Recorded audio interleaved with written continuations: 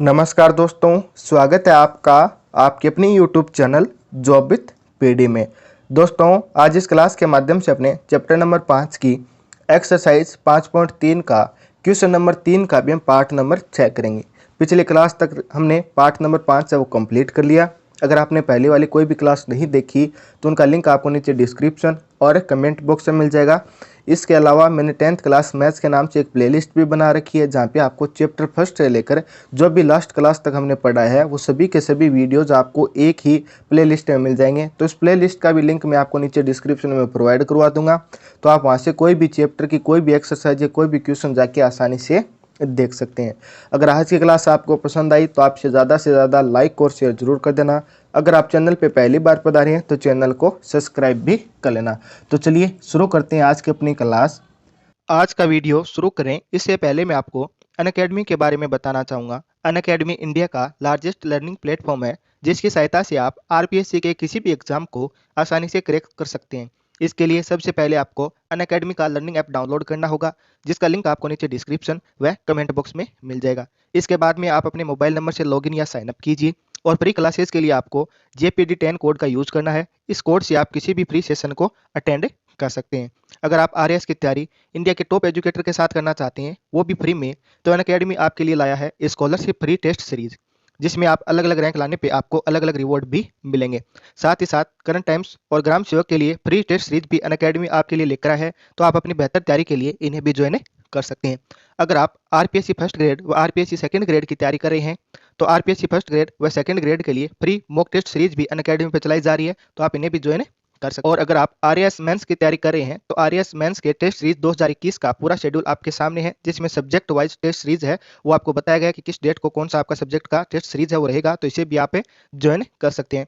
इसके अलावा भी अनअकैडमी पे सभी एग्जाम जैसे राजस्थान पुलिस, रीट, पटवार आदि के लिए भी कोर्स अवेलेबल है, वो भी इंडिया के टॉप एजुकेटर के द्वारा, तो आप इन कोर्सेज में भी इनरोल कर सकते हैं। अगर आप इनमें से किसी भी कोर्सेज में इनरोल करते हैं और हमारा कोड JPD10 यूज करते हैं, तो आपको 10% का तुरंत डिस्काउंट भी मिलता है। तो इस प्रकार आप किसी भी एग्जाम की तैयारी अनअकैडमी के साथ कर सकते हैं। तो आज ही अनअकैडमी लर्निंग ऐप को डाउनलोड जरूर करें। तो क्वेश्चन नंबर 6 इस प्रकार हमें दिया गया है कि a बराबर 2 यानी श्रेणी का पहला पद कितना है, 2 है। d बराबर 8 यानी सार्वंतर में 8 दिया गया है। SN बराबर 90 है, यानी कि श्रेणी के पदों का योग कितना है, 90 है। कितने पदों तक का योग 90 ये हमें नहीं बताया गया। हमें n निकालना है, यानी पदों की संख्या निकालनी है, और an, ठीक है, an यानी इस जो श्रेणी का अंतिम पद है उसका मान हमें निकालना है। तो सबसे पहले जो भी हमें दिया गया ना उसकी सहायता से हम ये मान निकालते हैं। तो हमें क्या क्या दिया गया, एक तो हमें a का मान दिया गया, d का मान हमें 8 दिया गया, और SN बराबर हमें 90 दिया गया। अब SN यानी श्रेणी के पदों का योग हमें 90 दिया गया है। तो पदों का योग के हमारे पास दो फॉर्मूले होते हैं, मैंने आपको बार बार रिपीट करता हूँ। एक तो SN बराबर n/2 2a प्लस n-1 गुणा d, और दूसरा फॉर्मूला होता है n/2 a प्लस an या l। ये आपके पास दो फॉर्मूले होते हैं। अगर आपको पहला और लास्ट पद दिया जाए तो आपको ये फॉर्मूला लगाना है। अगर आपको a और n और d का मान दिया जाए तो आपको ये फॉर्मूला लगाना है।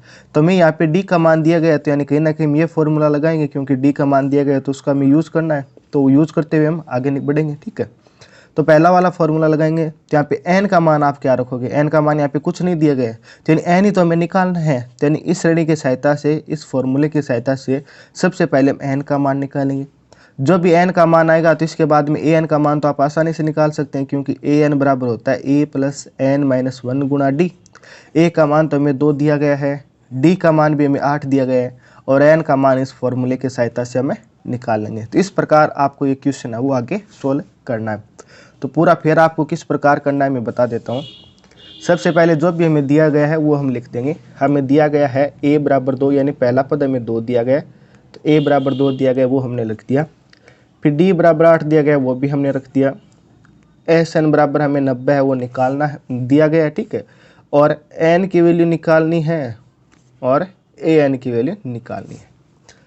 तो SN बराबर 90 दिया गया है, तो इसी का हम यूज़ करेंगे। तो समांतर श्रेणी के पदों का योग यानी SN का फॉर्मूला आप लिख दीजिए, ये होगा n/2, फिर आपका 2a प्लस n-1 गुणा d, ये आपका फॉर्मूला रहेगा, ठीक है। अब SN बराबर हमें कितना दिया गया, 90 दिया गया, तो हम 90 रख लेंगे, बराबर n/2, 2 की जगह 2 रखेंगे, और ए का मान कितना है 2 वो रख देंगे। एन का मान हमें निकालना है तो एन को ऐसा का ऐसा रखेंगे और डी का मान हमें कितना दिया गया 8 दिया गया तो हम 8 रख देंगे। अब ये 2 है इस साइड वज्र गुणा हो जाएगा तो यानी कि साइड भाग में तो इधर जाते गुणा में हो जाएगा तो 90 का गुणा 2 से होगा तो कितना आ जाएगा 180। इस साइड क्या एन है, फिर 2 का गुणा 2 से होगा तो 4 हो गया। 8 का गुणा एन से होगा तो प्लस का 8 एन हो गया और 8 का गुणा -1 से होगा तो ये कितना हो जाएगा -8 हो जाएगा। बराबर में साइड 180 में दिया गया एन को ऐसा कैसा रखेंगे तो अंदर क्या बचेगा, देखिए ये प्लस का 4 है ये -8 है तो यानी -8 बचेगा तो इसको लिख देंगे 8n-4 क्योंकि ये -8 है प्लस का 4 है तो -4 और बच गया तो इसको हमने ऐसा कैसा लिख दिया। अब एन का गुणा अंदर करा देते हैं तो 180 बराबर 8n² क्योंकि n गुणा n कितना हो जाएगा n² हो जाएगा और ये क्या हो जाएगा -4n हो जाएगा। अभी अपने पास द्विघात समीकरण होगी क्योंकि अधिकतम घात 2 है तो यानी इसको हम क्या बोल देंगे द्विघात समीकरण बोल देंगे। तो सारे के सारे मान हम एक साइड ले आएंगे तो यानी 180 ये -8 n है तो इस साइड आके क्या हो जाएगा प्लस का, इस साइड आके -8n² हो जाएगा और ये माइनस का है तो इस साइड आके प्लस का 4n हो जाएगा। बराबर में हमें क्या दिया गया 0 दिया गया। तो अब इसको हम व्यवस्थित क्रम में लिख लेते हैं। व्यवस्थित क्रम में कैसे कि जो n² का यानी कि जो सबसे बड़ी घात है वो सबसे पहले आएगी तो पहले क्या आ जाएगा -8n² आ जाएगा, फिर क्या आ जाएगा प्लस का 4n आएगा, फिर क्या आ जाएगा प्लस का 180 आ जाएगा बराबर में 0। इनके आगे चिन्ह है जैसे 180 के आगे कोई भी चिन्ह नहीं है तो यानी प्लस का है तो हमने प्लस का लिख दिया, 4n प्लस का है तो ऐसा कैसा लिख दिया और 8n के आगे क्या माइनस है तो हमने माइनस रख दिया। तो दोस्तों द्विघात समीकरण मैंने बताई थी तब मैंने आपको बताई थी कि जो बड़ी घात होती है यानी द्विघात वाली जो घात होती है ना इसके आगे कोई मान होता है ना उसके आगे माइनस है वो हटा देते हैं। कैसे हटाएंगे, पूरी समीकरण को माइनस से गुणा कर देंगे। पूरी समीकरण को आप माइनस से गुणा करेंगे तो ये माइनस गुणा माइनस प्लस हो जाएगा और ये प्लस गुणा माइनस माइनस हो जाएगा। इसके आगे प्लस है माइनस से गुणा करें तो प्लस माइनस से माइनस हो जाएगा तो यानी ये मान क्या हो जाएगा आपका 8n² माइनस का 4n माइनस का 180 बराबर में क्या हो गया 0 हो गया। माइनस से गुणा करने का मतलब है कि जो माइनस है ना वो तो प्लस हो गया और प्लस वाला मान माइनस हो गया। अब आपके पास ये समीकरण है, ठीक है। अभी भी आप इस समीकरण को और सोल्व कर सकते हैं। कैसे, इस समीकरण के अंदर आप 4 का भाग दे सकते हैं। जैसे इसमें 4 का भाग 2 बार जाएगा 8 में, 4 का भाग 4 में 1 बार जाएगा और 4 का भाग 180 में कितनी बार जाएगा 45 बार जाएगा। तो इस समीकरण में हम 4 का भाग दे देंगे तो ये कितना हो जाएगा 2n² माइनस का n माइनस का 45 बराबर में 0। अब ये आपके पास एक द्विघात समीकरण बन गई। द्विघात समीकरण से आपका n यानी जो चर का मान है वो निकालना है। चर यहाँ पे क्या n दिया गया तो n का मान निकालना है। तो दोस्तों जब हमने आपको चैप्टर नंबर 4 पढ़ाया था मैंने आपको डिटेल से बताया था कि द्विघात समीकरण को सोल्व करने के लिए आपके 2-3 विधि हमने यूज़ की थी। जैसे एक तो हमने द्विघाती सूत्र का यूज़ किया था जिसे हम श्रीधराचार्य सूत्र बोलते हैं। इसके अलावा हम n का मान यानी द्विघात समीकरण को हम पूर्ण वर्ग विधि के द्वारा भी सोल्व कर सकते हैं। और एक मैंने आपको विधि बताई थी गुणनखंड विधि, कुछ याद आ रहा होगा अगर आपने पहला वाला चैप्टर से पढ़ा है तो गुणनखंड विधि बताई थी, एक श्रीधराचार्य सूत्र बताया था, एक पूर्ण वर्ग विधि बनाई थी, ठीक है। तो हम क्या करेंगे इसको गुणनखंड विधि से सोल्व करेंगे। तो गुणनखंड विधि के अंदर हम क्या करते हैं कि जो बीच वाला पद है ना, बीच वाला पद क्या है -n है, इसके हमें ऐसे 2 टुकड़े करने हैं जिन्हें जोड़ने या घटाने पे तो क्या है माइनस का n आए और गुणा करने पे कितना आना चाहिए ये दोनों पद आना चाहिए। ये दोनों पद यानी 2 का गुणा -45 से करेंगे तो कितना आना चाहिए -90 आना चाहिए। हमारे पास ये एक द्विघात समीकरण है, इसको हमें सोल्व करना है। इसको सोल्व करने के लिए हमारे पास कई विधि होती है, ठीक है। जैसे गुणनखंड विधि हो गई, श्रीधराचार्य सूत्र से यानी द्विघाती सूत्र से भी इसको हम सोल्व कर सकते हैं और हम इसको पूर्ण वर्ग विधि से भी सोल्व कर सकते हैं। तो इसको हम गुणनखंड विधि से सोल्व कर रहे हैं।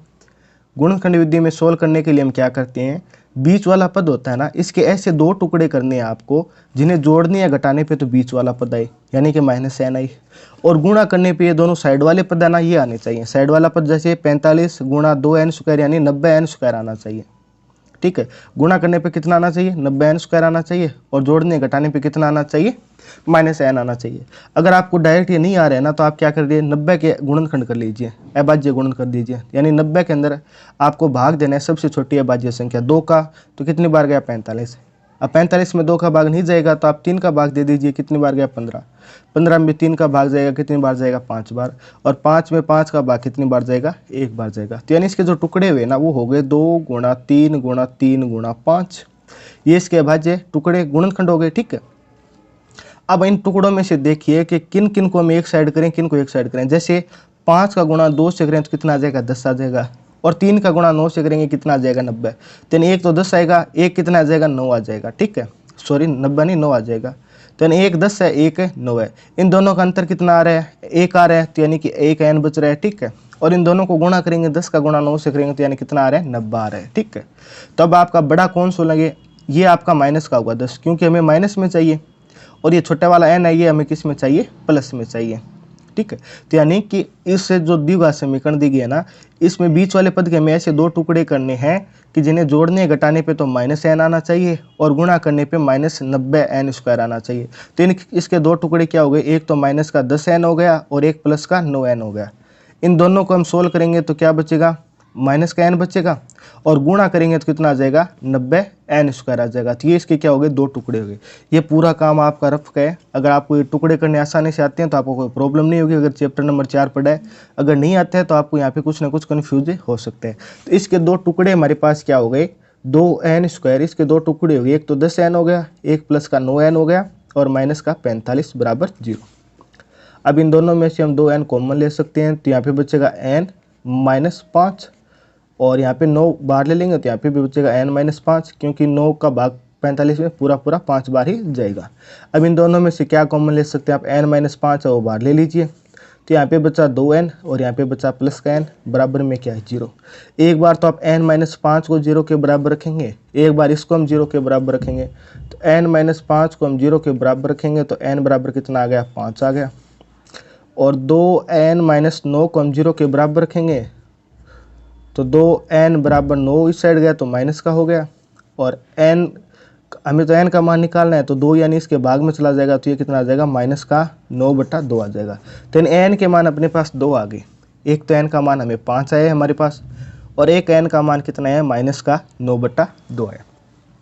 तो आप बताइए कि इन दोनों में से कौन सा होगा n का मान। तब आप बोलोगे सर 5 ही होगा, कैसे, क्योंकि ये माइनस में है, ठीक है। तो माइनस में है तो हमें n क्या होता है, पदों की संख्या होती है, यानी कि समांतर श्रेणी में कितने पद होंगे, जैसे ये पहला पद होगा, ये दूसरा पद, ये तीसरा पद, ये चौथा पद, तो यानी पदों की संख्या होती है। पदों की संख्या समांतर श्रेणी में कम एक हो सकती है, फिर 2 3 4 कितनी भी हो सकती है, लेकिन माइनस में कभी भी कोई संख्या थोड़ी होगी पदों की संख्या। ऐसे थोड़ी कोई समांतर श्रेणी उसमें -5 पद है तो -5 पद कैसे हो सकते हैं भाई, कम से कम तो एक पद तो उसमें होगा, ठीक है। तो यानी माइनस वाला मान तो हो ही नहीं सकता, तो यानी मान क्या बचा आपका 5 बचा, तो अतः n बराबर 5 होगा। तो ये अपने पास n का मान आ गया। एक तो हमें यही निकालना था, इस श्रेणी के अंदर n का मान निकालना था, तो एक तो n का मान आपके पास कितना आ गया, 5 आ गया। और हमें क्या निकालना है श्रेणी के अंदर, इस श्रेणी के हमें an निकालना है, ठीक है। क्या निकालना है, an निकालना है। तो an आपके पास कितना हो जाएगा, an निकालने का फॉर्मूला होता है an बराबर a प्लस n-1 गुणा d। n का मान अभी 5 है तो हम 5 रख देंगे। a का मान इस श्रेणी के अंदर हमें दिया गया, कितना दिया गया, 2 दिया गया, और d का मान हमें 8 दिया गया, तो वो मान रख देंगे। a का मान 2 दिया गया तो हमने 2 रख दिया। n-1 तो n कितना है, 5 है, माइनस का 1 गुणा d कितना है आपके पास, 8 दिया गया, तो 2 प्लस 5 में से 1 घटेगा, कितना आ जाएगा 4, और 4 का गुणा 8 से करेंगे तो 2 प्लस 800 कितना हो जाता है 32। तो यानी कि a5 बराबर कितना आ जाएगा 32, और 2 कितना हो गया 34। यानी श्रेणी का जो 5वां पद है वो कितना आ जाएगा अपने पास से 34 से आ जाएगा। ये इसका आपका फाइनल है आंसर हो गया। मैं वापस रिपीट कर रहा हूँ, अगर आपको कोई भी समझ में नहीं आया ना तो एक बार और देख लीजिए। आप हमें पहला पद दिया गया है और डी दिया गया है, और इस श्रेणी के हमें पदों का योग कितना दिया गया है, 90 दिया गया है। हमें n निकालना है, यानी श्रेणी के अंदर कितने पद है वो निकालना है, और an यानी लास्ट पद का मान निकालना है।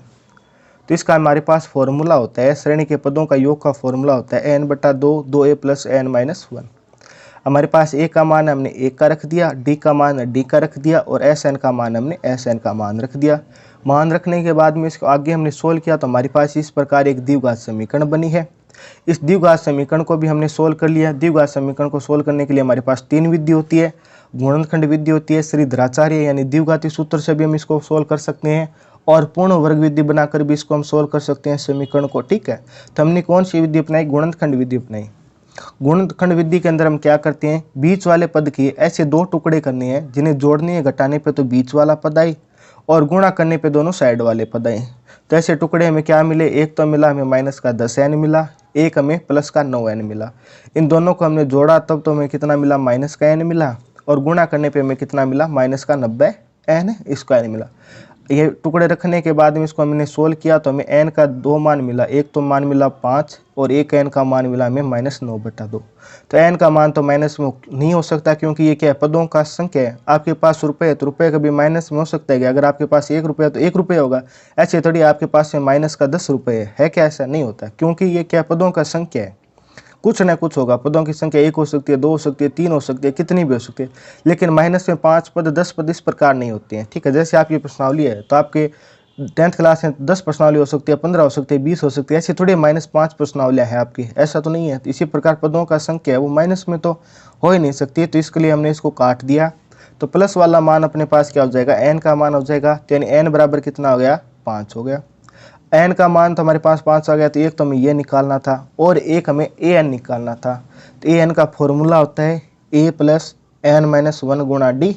फॉर्मूले के अंदर हमने वैल्यू पुट की तो a5 बराबर कितना आ गया, 34 आ गया। तो इस प्रकार दोस्तों ये अपना क्वेश्चन नंबर 6 है वो कंप्लीट हो गया। होपफुली क्वेश्चन आपको अच्छे से समझ में आया होगा। तो आप इस क्लास को ज़्यादा से ज़्यादा लाइक और शेयर वो जरूर कर देना। अगर आप चैनल पे पहली बार पधारे हैं तो चैनल को सब्सक्राइब भी कर लेना। फिर मुलाकात होगी इसी प्रकार एक और बेहतरीन क्लास के साथ। तब तक आप हंसते रहना, मुस्कुराते रहना, देखते रहना जोबित पीडी। जय हिंद, जय भारत।